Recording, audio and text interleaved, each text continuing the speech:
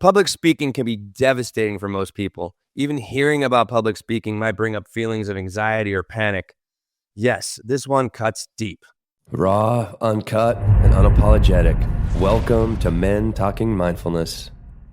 So, what is going on here with all this fear? To help us transform our public speaking fears from dread to delight, whether you're online or on stage or in the media or in a meeting room, we have the pleasure of Linda Ugelow joining us today. Linda is a speaking confidence and vocal coach. She is also an author, a singer, and podcast host of Delight in the Limelight. Linda, we are so glad you're here. Thank you for joining us. Thank you, Will. Hey, so just a couple quick things. We have a lot of exciting things coming up in 2025. So we have 2 meditation courses that we're starting in late January. One's going to be on Sundays at 11. The other is going to be on Tuesdays at 6. We have our first men's only monthly social fitness club kicking off late January on January 23rd.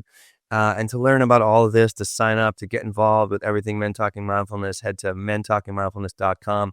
Or just simply text MTM to 33777.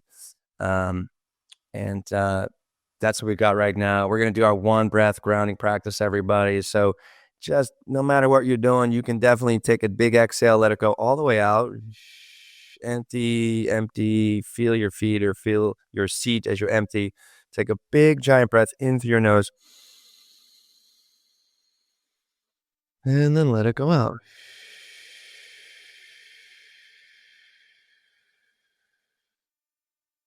All right. Well, hey, thank you all for being here, for tuning in, for sharing our podcast, for helping us grow and becoming more mindful. All right, Linda, it's just me and you. This is actually, I don't know if I've done just the one-on-one interviews. Me and usually John doing this. So we're glad you're here. All right. So I learned a word as I'm researching for this. It's glossophobia, right? Which is the fear of public speaking. So why, Linda, is this so ubiquitous across society? It says it's like, in my research, 75% of all people experience the fear of public speaking, aka glossophobia. Please help us out.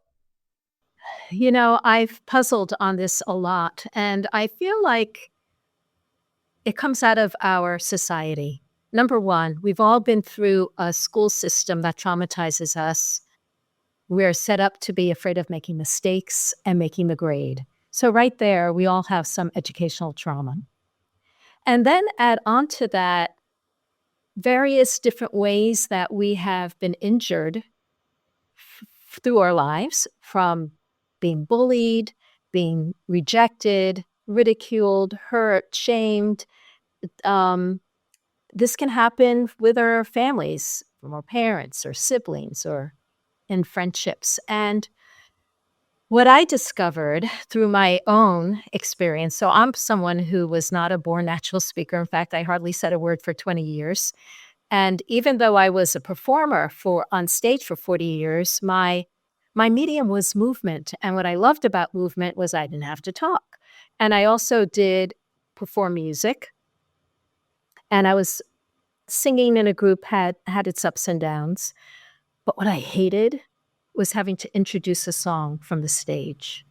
What you mean, like just stepping up to the microphone and be like, hey, let's say here's the next a number. Song. The next song Wow. is XYZ. And I would have it memorized. I would have done, we did more than 500 performances. I had plenty of time to do it. I realized experience didn't lead to a sense of confidence. And it really came to a head when I became an online coach back in 2014-15. And once I had trained to be a coach, and I wanted to get the word out there, there was this new technology out there called live streaming. And all the marketing gurus said, you got to do this thing. It's going to change the online space forever. And you got to get on daily to build a following. What they didn't tell me is that it's terrifying. So I got on, and I feel like I'm totally disembodied, like rising out of my body, hyperventilating. And I managed to get through saying something. Wasn't really sure what I ended up saying, but I knew that if I just stuck with it for a couple of weeks, I would get over the hump. And in the meantime, I looked up on, Google like everybody does, and tried deep breathing and power poses and meditation and affirmations, all that, reframing it. It's not fear, it's excitement, or don't think about yourself, think about your audience. And truthfully, everything helped to manage it. But day 75 came around and my heart is still racing like a caffeinated sea biscuit. And that's when I realized, well, actually, I wasn't going to say that's when I realized. It's when I thought, what in Goddess's name is wrong with me? And I realized that I've been managing the fear, but managing the fear is not the same as getting rid of it. I didn't want to have the fear to manage. And I decided then I was going to figure out a way to get over it. So this ties into your question, where does it come from? I closed my eyes and asked, what is this fear trying to say? And what came back was, I'm going to be attacked. I thought, whoa, is that like cellular memory on the Serengeti being chased by the saber-toothed tiger? Or is this part of my own history? And suddenly I had a memory of my mom putting me in the center of attention, talking to my sisters who had been naughty, saying, why can't you girls be more like Linda? And You were the goody two-shoe, Linda? I was the goody Yeah. two-shoes, yes, yes. You know what? Because I saw them get punished, and I thought, that's never going to happen to me. Right, right. And So you're probably mom not the never, firstborn, right? You're probably not the right. firstborn. Okay, so Mom, mom, sorry, yeah. yeah, mom never punished me, but my sisters did, because as soon as she left the room, they would attack me. They'd kick me in the shins, say, shut up, stupid. They'd torture, tickle me, anything. And all of a sudden it was like, duh, of course I'm not comfortable being the center of attention because I learned it was dangerous. And then suddenly I thought, isn't that interesting that I'm not feeling comfortable for something that happened in the past? And because my background is in psychology and I have a master's degree in expressive arts therapy, I thought, okay, what else happened in the past? And that's when I thought, oh yeah, that time I was in 7th grade when all the girls said, nobody talked to Linda. Or when that teacher embarrassed me in front of the whole class and I just wanted to drop into a hole. Or when I didn't know the answer and everybody laughed. Or when my father said, I'm sorry, Linda, I'm just not interested in the things you're interested in. And all of these things kind of glom together to create a sense of, I'm not good enough. People aren't interested in what I have to say. I'm afraid I'm going to make a mistake. I don't feel comfortable being the center of attention because I learned it wasn't safe to be the center of attention. And I learned that why should I speak up if people aren't interested in what I have to say? So I became somebody who either was very, very quiet or the words tumbled out of my mouth really quickly because I didn't want to take up people's time. Right, I didn't yeah. want to Okay. burden them. Right, take up space, I right, be didn't want to heard. take up space, Right, exactly. right, right. So what I discovered is that my experience is unique to me, but the type of experience is common. Everybody has their own stories. They have their own experiences, but the fear of speaking is not random. It's always connected to something. Right. Well, I mean, is it that embarrassment? Is it does it often? I mean, you work with I've had just so many different people, right? And there is a common theme like that you're alluding to here. Does it come? A lot of them, these fears come from that those childhood moments like you've experienced. Like I've been kind of told to sometimes like shut up and sit down kind of thing. Like I had a real struggle reading and it wasn't like it wasn't the fact that I couldn't understand the words or I couldn't read. It was the anxiety and the panic when I needed to read out loud that literally devastated me, that like held my vocabulary and my reading skills back for I didn't really become a good reader until I was in my mid-20s, and I went through college. I did well. I mean, so do you see like this common like childhood trauma thing? Yes, absolutely. But it doesn't always happen in childhood. There are people who may have felt very comfortable through childhood, then they have a really bad work experience. competitive or toxic environment that erodes their confidence. But it doesn't matter. The process of getting over it is the same. And that is to first we have to uncover these experiences, or a few of them anyway, and then we need to change our relationship to them, because what happens when we have an experience, a couple of things happen. One is we ascribe what it means about us. That's huge, right? And we link like one moment in time, right, to our identity. Right? I mean, it's how like so. Oh God, that's got to be really hard. Well, we're gonna come back to kind of some of those more like the payoff and kind of the how to overcome this stuff a little bit later. I just want to kind of keep diving into like, well, have you seen like people's lives change by overcoming this fear? Oh, hugely, hugely. Yeah, because I mean, it's like the world opens up. The world opened up for me because, well, before I shied away from pretty much everything. Well, I mean, I was a performer, but I had the confidence of the group with Right, me. exactly. Yeah, I was thinking the same thing. It's like you can kind of hide a little bit, Yes. and right, okay, yeah, Now I just wanna fess up that I did do solo performances in movement, but I right, didn't have to really say anything. right. Yeah. But you So also had a lot of practice with as a dancer. You had a lot of practice with your body, a lot of confidence with your body, a lot of rehearsals in your body. I'm sure it was also like something that you wanted to do because like there's something about you know performing that just lights up the human spirit in a very very unique way that you can't get from just continually going through rehearsals and practicing.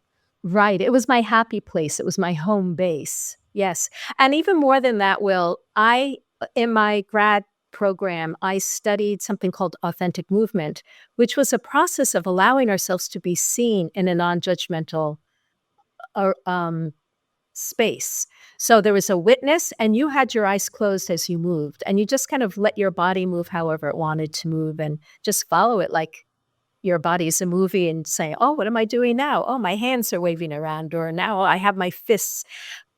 And while you're doing this, you have someone witnessing it. So inside your mind, you are in the place of non-judgment or unconditional friendliness to whatever is arising. And you also are getting accustomed to being witnessed, and that the experience of being seen as you move becomes one of benevolence. So what happened, and that was very transformative, because even though I loved to dance before that, I was always worried about, "Oh, what do people think of me? Am I any good? Is this looking okay?" But doing this authentic movement wiped all of that away. It was all about, what is my experience? And I am allowing people to witness me. So then when I was on stage, like in Morocco or in India, and there'd be national TV and all these big honking cameras on me while I'm dancing, it didn't faze me at all, because I was just connected and I allowed myself to be seen. I didn't know how to do that with speaking until much later, until more recently, yeah. Well, I imagine like just that authentic experience or like authentic dance movement that you had. Like, I mean, obviously would give you confidence. But I'm sure was that something that was practiced again and again, so you can really kind of get more comfortable with it and really drop into it and really like what is like when we see on the show and just I teach yoga. I speak publicly like all the time, and I realized like the more authentic I am in my experience, whether it's a verbal expression, whether it's a physical expression, whether it's just connecting authentically with something or something, it's like I'm always either rewarded or forgiven, because I'm really showing up like from the heart instead of an image of my mind. I love that. I love that. It reminds me of this ritual that I do at night, where I think of 5 things I'm proud of, which is the reward, and then 5 things I forgive myself for. And so we want it from other people, but we also need to do it for ourselves. Yeah, yeah, and that it all comes from within, to like I mean, it's just getting over, overcoming that whole feeling of I'm not enough or I shouldn't be taking up space or nobody cares. I mean, that's gonna take some work. Um, it, um, You know what? got yeah. It doesn't take as much work as you would think. I Okay, got yeah. I was able to get over it in 5 days. 5 days, going from managing your fear of public speaking to overcoming it. 5 Right. days. 5 days. Wow, okay. And before the pandemic, I got to test out this time frame with a group of people on a retreat. We did a Oh, 4-day retreat. excellent. Yeah. And I wouldn't say it happened for everybody right away. We added on, let's say, another session for people, but some people within that 4-day time frame, they got to the other side. Now, that's a lot of hours, during a 4 or 5-day retreat. So when I work with people weekly, it does take a couple of months, but it's not as the bigger part, Will, is what do we do once we're not triggered anymore? How do we find what is authentic to us? How do we how do we connect with ourselves physically and vocally and energetically so we're truly present, which you know all about because of all the meditation you do. And I think that it'll probably take a lifetime for me to see all that I am. Right, well, And that's what it's life is for, right? yes, Yeah. yes, yes. Yeah, And that I just enjoy the sound of my voice more and more because I feel more connected with the vocal production of it. It's a way that I connect with my body, and I teach people to connect to themselves through the experience of making sounds. So every time we open our mouth to talk to somebody can feel pleasurable, resonant, grounding, anchoring, all this good stuff. And all of a sudden, it makes the opportunities we have to open our mouths even more enticing, which is a good thing. I mean, speaking is our human design. yeah, right, exactly. I mean, it's what makes us the human different from the other mammals in the kingdom, like, it is to be able to communicate, I mean, to collaborate and to, you know, to make things happen. I mean, that's it's very important for us because we'd be still in the Stone Ages if we couldn't speak. We'd still just be like, the orangutans. And it's awesome and mysterious that we have all these languages that we've concocted. So I like to think about, how children are completely unself-conscious and they love making sounds. They love learning to speak. They think it's funny and it's fun. And then it makes you wonder what happened to that funny, fun part of speaking. It's a shame that we lose it, but it's wonderful that we can regain it. Yeah. Well, I think what you said earlier, where we talked about where it came from, and schooling. You know what I mean? It's like be good boys and girls. Like and this is the way good boys and girls behave. And it's a little different for every teacher. Some teachers can be very fun and free and allow students to kind of really express themselves. Where a lot of teachers that I mean, I had 2 years. I was working with some nuns. And they were just like, I mean, they're very kind of closed off, and can be very inhibitory, and some of a lot of other teachers, and it's just that like, and it really is amazing. Like, it's so important in those first like 12, 13 years of life, to such an opportunity to really program yourself so you can really express yourself in a meaningful, be the bright light that we all are on the inside. But so often, I don't know if it's just, and I come from a family of teachers, so I'm not necessarily hating on teachers at all, but is it like, the pain that those teachers are living with, or their trauma that they're just casting onto a whole group of students? Yeah, And, I it's really not wish they just kind of, yeah, yeah, it's not just the personal, but it's the it's systematic. this, right, right, and also that too. It's Yeah, like they're trying to be good teachers, and you need to exactly. be good students, within a system that, it doesn't seem like it's serving our population so well anymore, and we seem to be way behind other countries as far as education and intelligence and all those math, science, and reading and stuff. So, um, well, one thing that comes up for a lot of the men that go through our meditation course, is perfection.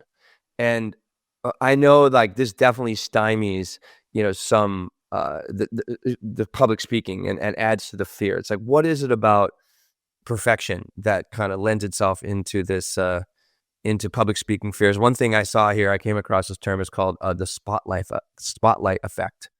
And it says overestimating how much attention others are paying to your mistakes or appearance during your speech. So talk about perfection a little bit. Does it have a big role? Well, it does, I think, again, because of schooling, because we're given the best grades for making the fewest mistakes.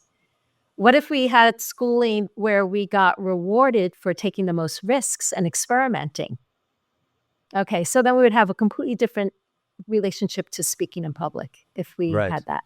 Because we're having So a different relationship to ourselves. exactly, Right. Right. exactly, Yeah. and what it means to be alive, and I mean, life, we are always experimenting. It is what is, but we're fighting against it, and that's what brings up we're not good enough because we're trying to fit inside this formula that we learned in school of perfection.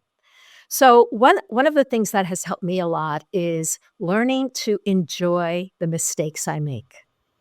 Wow. Exactly. Yeah. Tell us how you go about doing that. Like that's awesome. Yeah. Right. So one of my speaking coaches, Michael Port, he has a business called Heroic Public Speaking. Heroic Public Speaking. And Michael and Amy Port, yes, they're great. And he always says connection over perfection. Now, let's break that down. When people feel like, how can I ever be perfect like that person? But if you allow yourself to be less perfect, you make yourself more relatable. So the first time I got to experience this firsthand was it was early on in my speaking. I was at a Rotary Club and I had slides. And the morning of my presentation, I put in a slide of a desk that had messy papers and spilled coffee. And I thought, this is perfect. This is perfect. And I put it into the slideshow. And when I got to that slide in the talk, I looked at it and I thought, I have no idea why I put this here. No idea. And so I said to the audience, I don't know why I put this here, but I know it was for a reason. So just give me a minute. And I waited and I thought, is it going to come to me? Is it not? If it doesn't, I'll just move on. But then I said, oh, yes, if you're not prepared, that can also cause anxiety. And everybody burst out laughing. And then I thought, oh, I see the irony here. And it was just this funny moment. And then afterwards, the president came up to me and said, that was my favorite part of the whole talk. And can we talk about maybe you coaching me? Oh, wow. There you go. Yeah. And that's when it was like ding, ding, ding. When we make mistakes, we allow ourselves to be more relatable. Yeah. And to be seen. And we're like kind of naked, in some Right. ways when you make like all that perfection kind of peels away. But yeah, keep Right. going. That's So beautiful. let's talk about the different kinds of mistakes we might make are stumbling over our words. A minute ago, I stumbled over heroic, and I just repeated it because I wanted people to be able to know what I said. But if I stumble blah, blah like this, I might just go blah, blah, blah, blah, blah, for fun. I mean, the point is that if something happens, we can play with it. So if we forget something, number one, nobody knows what we're going to say. Thank you for saying that. That's huge. Like, I mean, we are so typically over when we're, kind of in the grips of the fear of it. Like our mind is just like, it's processing it and just creating so much havoc. And that's one of them. It's just like, we think that people know exactly what's going on the inside. Right. But like, they have no idea what's coming next. They have no idea. And yeah, I mean, that's Yeah, such a good exactly. point. Such a good point. Now, sometimes it can happen. Like I gave a talk after the pandemic, and I was formulating something in a new way, and I came up with 6 things about how to get comfy on camera. And I said to myself, you know what, 6? I don't know. Can your brain really hold on to 6 things and remember? And I thought, no big deal. If I forget one, I'll just say I can't remember. Sure enough, I'm in the talk. I got to number 5 and I said, I can't remember what this is, but don't worry, it'll come back to me. And if it doesn't, I'll send you an email. And so I went on to number 6 and then I remembered it. And like 3 people came up and they said, "Oh my God, thank you so much for modeling for us what to do if we forget something." And they do know that if I say I'm going to tell you 6 things, then they're going to be, following that. Whereas if I mess up the order and I think, "Oh gosh, I forgot to say something and I really wanted to say it," they don't know that. Then I can just skip it. Or if I feel like, "Oh, this is really important," I can always say, "Let's hold it right there and backtrack because I think that this is going to be important for you." There's the other last mistake that people really get worried about is what if you are talking and all of a sudden you lose your place and you forget what you're saying? Like maybe the door opens up or, you get distracted by something. You hear a sound on the street. Yeah, right? What are you talking about? Yeah, that didn't happen, Linda. I'm perfect. I'm just kidding. Right? And so you can say, I just forgot what I was talking about. What was I talking about? Are you being honest with me right now? I You're no, talking about no. mistake number 2. Okay, sorry, guys. I don't know if you're joking with me or not, Linda. You're really good. You're really good. So that's what you can do, and you know what the beauty of this is now, of course, you can't do that if you're online in the same way, but if you're live, it's audience participation, and, like, 3 people will tell you where you were just saying this, and people are happy to help you out. So this is what I recommend. What are the mistakes that you are likely to make? And think about how can you handle them with poise and serenity or humor? And authenticity, right? And I mean, it's just like it is so all of those qualities.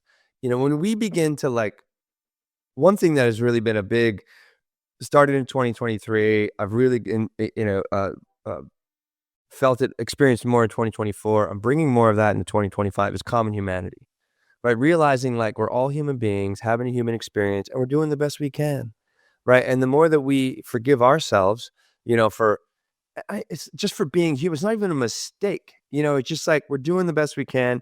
We miss the mark a little bit, right? I might need a little help from you and be like, hey, what was I saying? I'm sorry, I lost my place. Like, can you pull me back here? It's just like that authentic connection that has saved my ass so many times, whether I'm doing a virtual online live thing, whether I'm doing the podcast, whether I'm like teaching a class in yoga, whether I'm doing like, a speaking event in front of 2,000 people. It just shows up again and again and again, the power of it. And it's just, and also what's beautiful here, what you're talking about is like people almost want to help because they want to see you succeed in some way, or they just want to be a part of that, or they're the part of them like, or the experience of them kind of rescuing you from that moment. Yeah, they could be helpful, yeah. There's this other last one that just came to my mind, and maybe you've experienced this where someone's asked you a question and you don't know the answer. A lot of people are terrified of that. It's okay that we don't know answers. That's what we have Google and ChatGPT for. Right. Yeah. And I just say like, hey, I don't have the answer to that right now. I don't, I'll send you an email or come up at the end, give me your email, and I'll gladly have a conversation with that, and we'll find a That's way. right. And the Just beauty of that is that it continues the connection. That's why it's connection over perfection. connection over perfection. And it's just like, and it's like, I think also what's key about, I know what public speaking, it's like, who are you speaking to? Right? Are you just speaking, from this platform of I'm just trying to be perfect, right? Not really even taking in the audience, taking in the energy, of that of the community that you're in. And when you're really with them, right? And it's like kind of a heart to heart experience, it just really starts to flow. And I get much more comfortable when that happens. One thing I've done when I public speak is typically, and it just kind of happens organically. It's like I find a way to kind of break the ice right away by making some dumb joke or something like that. and everybody kind of laughs a little bit. I laugh, or maybe I feel kind of foolish or something like that, but in a good way. And then we're like, okay, hey, we're all on this ride together. Let's take the next step. Yeah. That's been a big Yeah, that's asset for me. helpful. Yeah, something you just said about heart. Yeah. It's all there. It's all in the heart. When I think about that, like one of the things I do in my programs, Comfy on Camera, when we talk about how to allow ourselves to be seen with comfort and ease. It's really about experiencing a sense of love, appreciation for our audience. And when we really honor them for their humanity, I love that you said that we can then practice taking in their attention as it's a gift that they're giving us.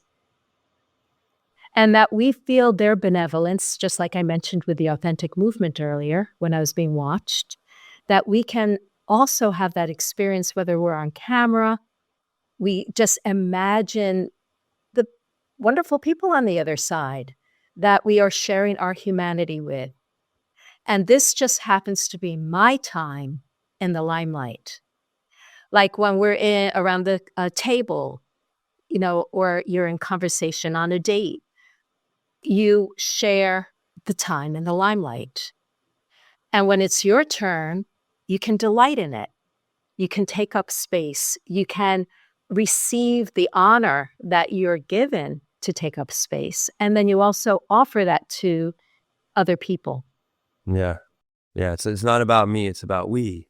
It's a whole different, right. And when just even the way you're talking about that, I just feel a sense of openness. I feel a sense of like, I'm being seen. I'm feeling a sense of like that I'm being appreciated because I'm also appreciating. So it's like this, this flow between you that really, that happens. Exactly. Yeah. Exactly. It's like a circle of energy that happens.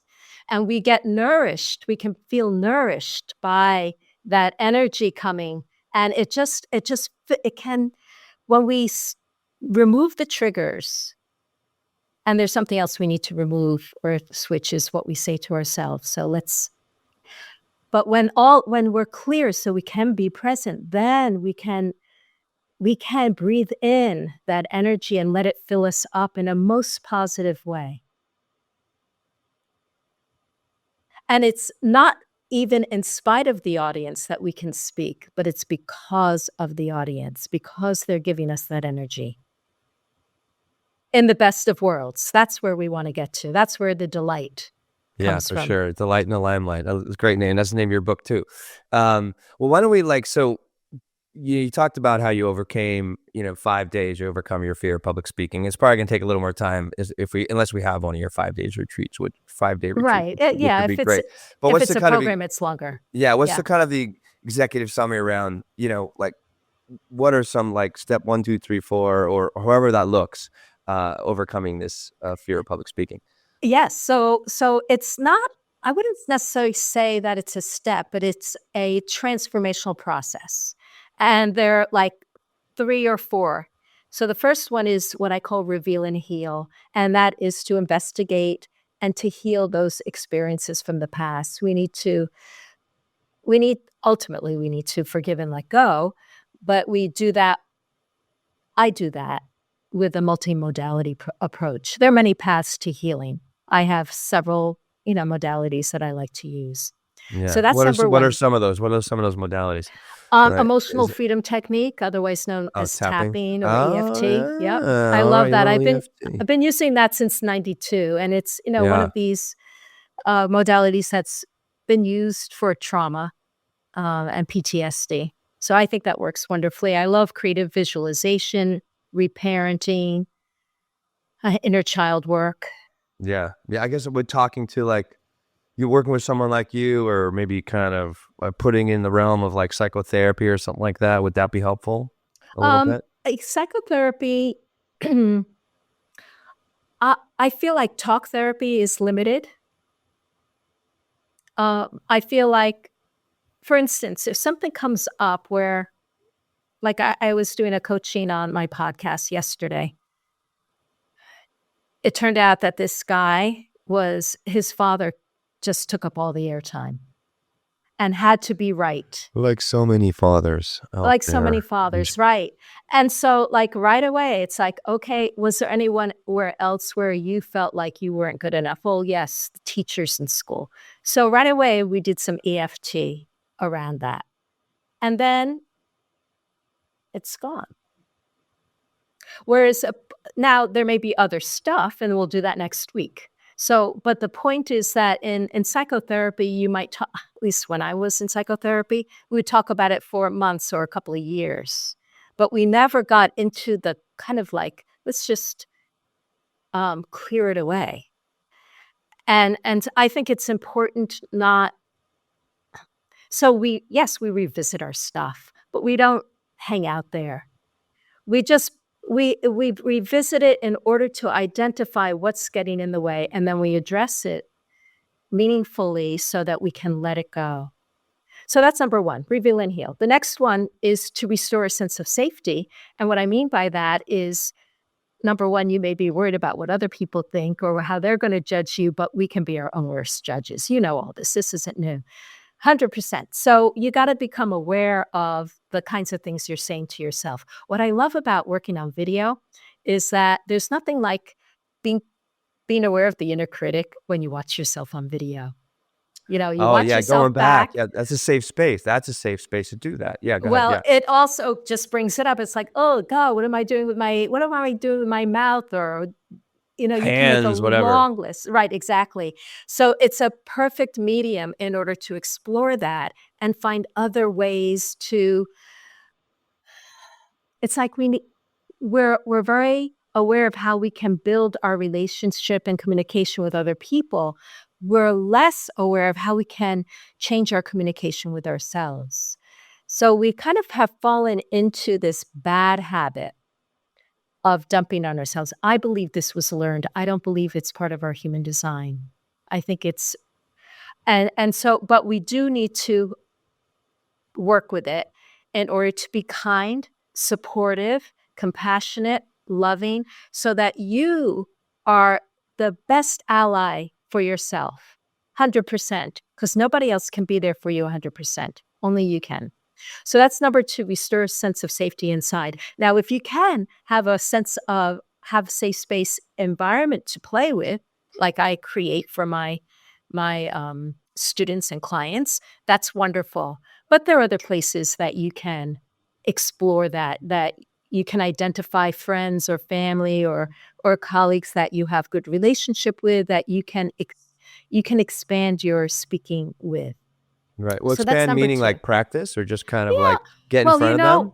yeah, Yeah. or any kind of any kind of time we open our mouth, we can be practicing our speaking. Oh, okay. You Yeah. can be working with your voice. You can be working with how connected you feel in your body, Yeah. right? Articulation, right? Yeah. Articulation, Yeah. Yeah. the way you express yourself. You can Yeah. Yeah. play with your words and how you emphasize. You're so fun. I'm with you. Exactly. You can move Yeah, it's like you can around. do all You can go exactly. up and down. Right, exactly. And when you're with the people, with your kids or with your friends that you can play, then you can broaden these places where we set the rules of, oh, I'm only allowed to speak this loud. But yes, you can play with being loud or you can play with being really soft. Or really So, coy or fun, or right? There's really, also exactly. and some of those guardrails have been given to us. They're not even ours, right? They've just been placed onto us by parents, by teachers, by coaches, or whatever. And it's like, so like that's I think a good point too. It's like let go, explore the bound. There are no boundaries. You know what I Well, mean? Like if you're gonna there be an may be, but asshole, they're much wider. They're much right? wider Yeah, than they're we think we much are. wider, right? I mean, yeah, Much, I much mean, wider. right. Exactly, So exactly. actually this bleeds into the third transformational experience, which is you can design the speaking experience that you want. If you wanna feel more relaxed, you practice being more relaxed. If you wanna be able to look people in the eyes more comfortably, you practice doing that. You practice taking in attention. You practice playing with your voice in different ways or expressing with your body. And all of a sudden, you're in a playground. Oh, thank you, thank you. One thing that I say when I teach class here in New York, and that, like, so people, like, I'm the only one talking, right? And all the other students, I can feel this sense of like they're almost being watched by each other. Even though what the fact is, like, nobody cares about your practice, you know what I mean, and what's going on. It's like, so there's also this, like, this group judgment that's happening, and then it turns into self-judgment. And I, always say in class, I'm like, hey guys, we're stepping into the sandbox. We're stepping into the playground of the body and the mind and the breath, and it's an opportunity to play. It's not about being perfect. It's just putting your best foot forward over and over and over again, trying, playing, picking up some new skills along the way, learning some new tools, right? And refining the tools that you already have, right? And I'm sure this also, works for, I mean, I've worked with speaking coaches before. It's like, get a hold of your instruments, right? Not just the voice, but your body, right? And your breath, and grounding down, and then play with it, exercise it, like take it out like you're kind of, running a horse or something like that. Like you gotta work it out.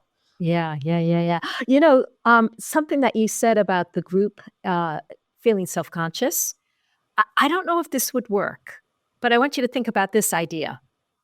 The first video that we make in Comfy on Camera is I have people connect to themselves on camera, make a video of it. I'm not talking about this part for your class, but what we do, I am. And I demonstrate connecting with myself as I narrate what I'm doing. So I'll say something like, okay, I'm closing my eyes, noticing that my breath is flowing in and out, and I feel my left foot on the floor and my right arm on the table. I feel the breath again, and I'm just seeing what's going on with my hips. Yeah, I feel them on my chair, and my leg is crossed. So blah, blah, blah. And I say to them, you're going to do one, but it's going to be different than mine because you're going to share how you're connecting with yourself in that moment. I don't know. It could be an interesting thing to do this in a small group and take it or leave it. But like in the yoga class, to like have one person do a pose and just close their eyes and just narrate to the two people who are listening to them. I feel this stretch in front of my thigh.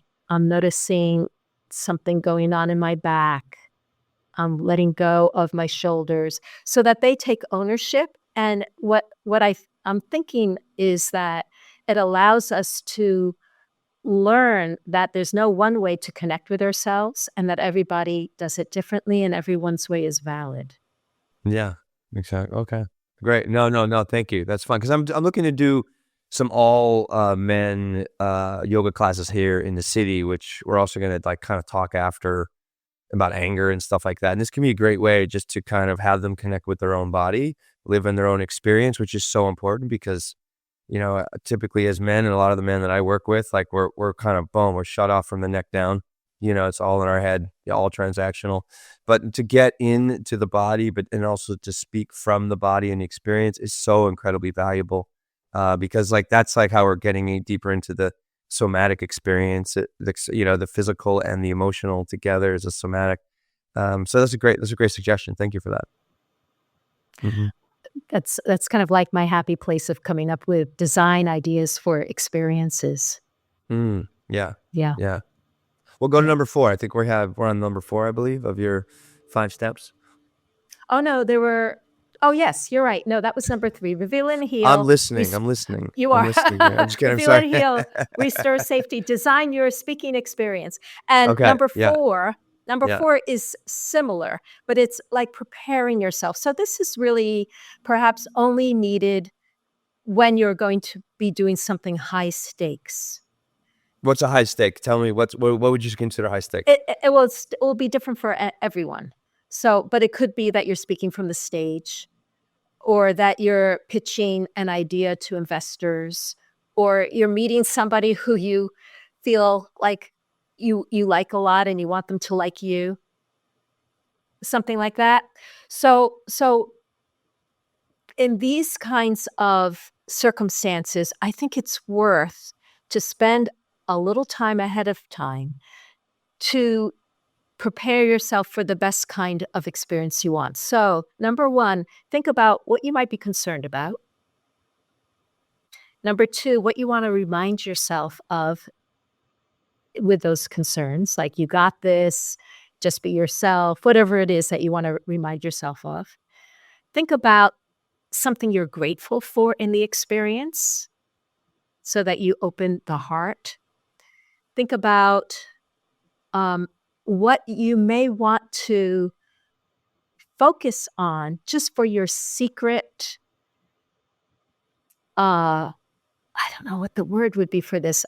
I don't think I've tried to articulate it, but it's like your secret goal. So, for instance, like, okay, I want to remember to put I want to feel my feet on the ground. So, regardless what else goes on, if I can stay connected with my feet on the ground, I'm going to feel proud of myself. And then think of maybe 5 or 6 words of generally how you want to feel. Like, I want to feel relaxed. I want to feel playful. I want to feel flexible or zen or chill or sexy or whatever it is that you want. And you just what you're doing here is you're pre-paving the experience with love, attention, awareness, and you're what is it called? Like, you're creating new neural pathways. Yeah, right. And you're bringing up like hormones as well. If you're like, oh, hey, I'm going to be relaxed. I really want to be connected. I want to just really communicate in a way that is understood, that is heard, that comes from a loving, compassionate place. It's like I start to really experience life differently when I'm speaking that way to myself. I'm speaking it out loud now, but and I think that's helpful too, kind of bring up more of those feelings, more of those hormones that come with those feelings. And you're actually changing your physical, mental, and emotional state. So instead of going in as a nervous wreck, right, and waiting for yourself to fail, is what's gonna, probably what's gonna happen. Instead, you're just going in with, I did a speaking gig a while ago in Las Vegas, 2014. I spoke in front of like 2,000 people. I had like a 7-minute nugget, whatever. And I wrote this speech. I rehearsed the hell out of it, like just over and over and over. So I really wanted to get it inside me. So when I got on stage, like what happened didn't matter. But before I went on stage, I remember just telling myself that, or like just before they announced my name, I'm like, just slow down and have fun. And I went on stage with that energy, and I nailed it. 100% nailed it. You know what I mean? But I know it's like, I had a lot of experience like as an actor and stuff like that to kind of bring myself to that place and not be overcome by the fear, and the anxiety of like every single moment waiting, to go time. But that was really helpful for me. Yes, It and just, having a mantra like that, a simple mantra is wonderful. What we're talking about here is kind of a discipline. It's a discipline of keeping yourself wide open.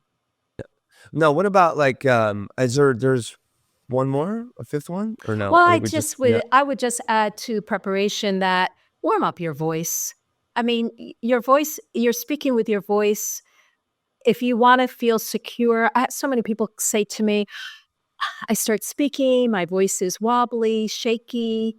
After 5 minutes, I feel okay. And it's like, well, if you warmed up your voice beforehand and you really felt the solidity and the anchoring of your voice and the power in your voice, and of course, imagining that as soon as you open up your voice, you're right in that stream of where you would have been after 5 minutes. You bring that to the very beginning, then you'll be fine. But if you haven't really said anything all day and you expect to just go, and it's all been in your head and you're just thinking of the words and you're just thinking and it's not vocalized, of course, how are you going to rely on that? This is as you said, it's your instrument. So open up your body, open up your voice, and then do these mindful practices, and you will create a space where you can be in the zone and even have a peak experience. Yeah, you definitely can. And one thing that I was going to say, or what's really helped me is prepare. Like I'm like probably over prepare, not because like, I'm like fueled by anxiety and stress. It's because I want to be so relaxed and so calm, right, when the moment comes, and be my authentic self, that I've learned that I must prepare and I want to prepare. And part of, so not just writing the speech and speaking the speech like over and over and over again. So out loud is super key. If you can get a mini audience to do it, even better. But sometimes, even depending on like the size of what I'm doing, or the stakes, like you said, like I'll even do like, like just articulation exercises. Like I learned an easy one, just like doing the times tables, like 1 times 1 is 1, 1 times 2 is 2, 1 times 3 is 3, and then trying to get it all at the front of the mouth. Cause I contend for me to go to the back of my throat and speak from the back of my throat, but I want to bring the articulation forward so people can really hear exactly what I'm saying. And by doing all that rehearsal, all that preparation, and then even like getting my instrument ready, I just there's a sense of confidence that starts to come. And when it's go time, I'm like, I'm ready. I mean, I'm still going to be a little bit nervous, because like the stakes are high and I really am passionate about what I'm about to do. And then it just, all right, let's go. Let's just see what happens. And one thing I've learned, I've said earlier, it's like, when I just keep going deeper and deeper into the authentic experience of what's going on in that moment. Even like if I'm super rehearsed, I mean, I'll definitely rehearsed and practiced, but just living with the audience, like being in the moment with the audience, with yourself, with whatever's going on in the environment, and just speaking from that place, and maybe speaking to those things as they come up, because I look at all that stuff as a gift, all a gift. I can use all of it in a particular speech or in a moment, because everyone has experienced the same thing at the same time. So me as kind of like in the limelight, why not, mention that instead of just, just a car came through before, right? It's like, it was real. It was here. Everyone heard it. You know what I mean? And then I can have fun and play with it too. Yeah. Yeah. So awesome. Anything else before you think that we missed, or we should cover before we go, Linda? Well, this is fun, and I could talk to you for, another hour probably, but yeah, I don't know if there's anything specifically that you wanted to relate to, I don't know, conversations or. We'll kind of touch on that a little bit. Yeah, I mean, let's just talk about that. Well, what about conversations? What do you got? What do you got, Linda? Come on. Ah, well, I think maybe what I would say is that the more that we can be present in our body and think about sharing airtime, as I mentioned earlier, that we're passing the ball back and forth and we show interest in one another. I think this is one thing I do want to say. When somebody is sharing something about themselves, it's very uplifting to have something positive mirrored back. Not something unspecific or general like, oh, that's very interesting, but more like, wow, I never heard that before. Or I love how you said XYZ. Or how did you ever think of that? So that we can think about the times that we get to be in conversation with other people as opportunities to lift one another up. I love that. Yes. Thank you. Totally. And I think that goes a long way in creating tight relationships and friendships that endure. Because just think about it. If someone says these really nice things to you, it's like, hey, you're my new bestie. And it's not that it's insincere, that we look for things that we can use to raise another person up. And I think that this kind of ties into that circle of safety that we talked about before, that we need to be kind to ourselves, but we can also be that kind of force for good for other people. So that would be my last thing. Yeah. No, thank you. And one thing I'll add to that is like, learn to be a better listener. Like, that's one of the biggest gifts that you can give to somebody else, is to really authentically connect and listen. Not listening to speak, not listening to solve someone's problems, not waiting to share another story, but really listening to somebody and just opening, your heart and your ear in that loving way.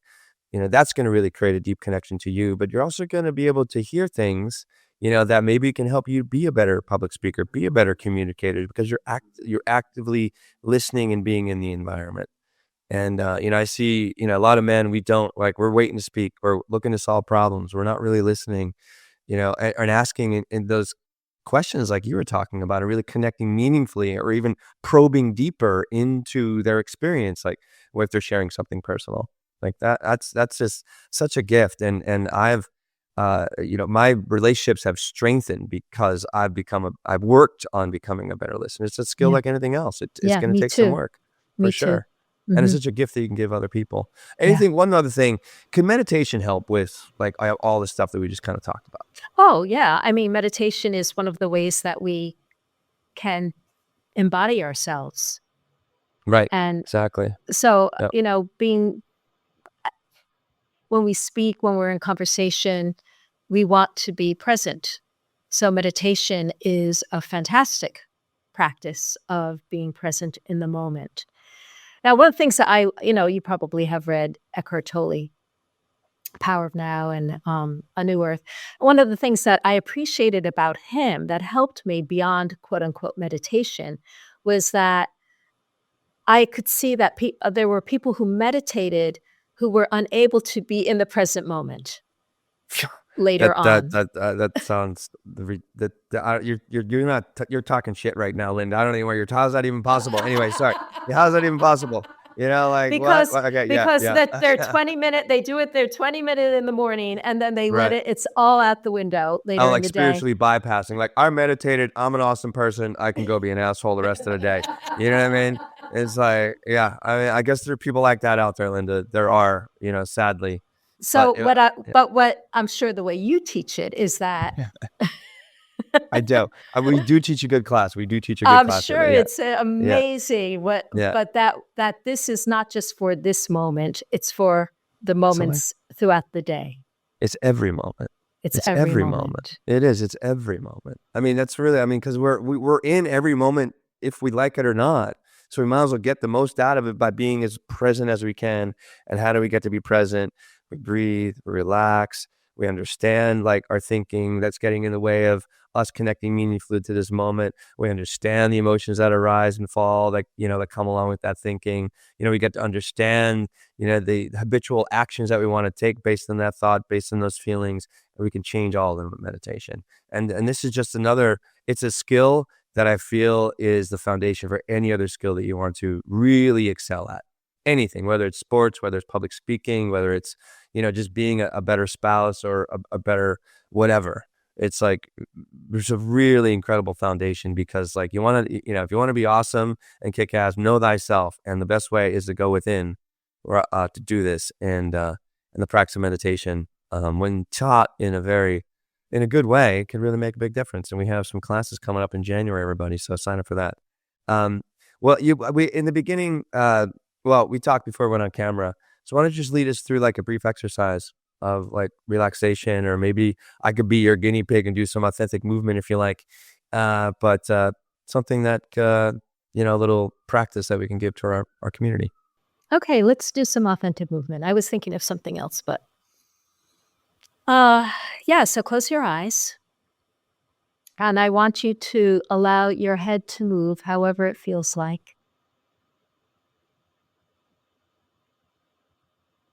And and then allow your arms to do whatever they need. Maybe they need to stretch, maybe they need to reach out in some way, maybe they need to twist.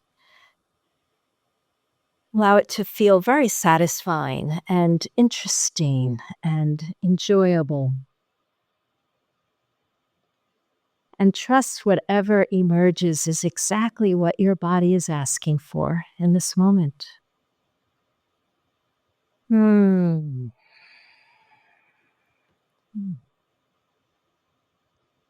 Ah, there you go. I feel good, Linda. Just a little authentic movement. And it's like, yeah, I mean, just, that's awesome. It's so simple, right? Just to be with how you are and how you want to express that, the R that you are in that moment. Awesome, Linda. This has been such a pleasure. Really appreciate your time. I know a lot of the men out there that listen to our show are, they're high business professionals, or they're running their own business, or they just want to be better at everything. And this is one thing that, this is like what the top 3 fears. Glossophobia, everybody. It's a new word for you today. So thank you for helping us to have some tools and understand what we can do to overcome glossophobia, the fear of public speaking. Thanks for having me on, Will. It's been a pleasure. Thank you, Linda. And everybody out there, thank you for listening. Thank you for tuning in. And thank you for being part of Men Talking Mindfulness. Peace. Thank you for joining us today. We hope you walk away with some new tools and insights to guide you on your life journey. New episodes are being published every week, so please join us again for some meaningful discussion. For more information, please check out mentalkingmindfulness.com.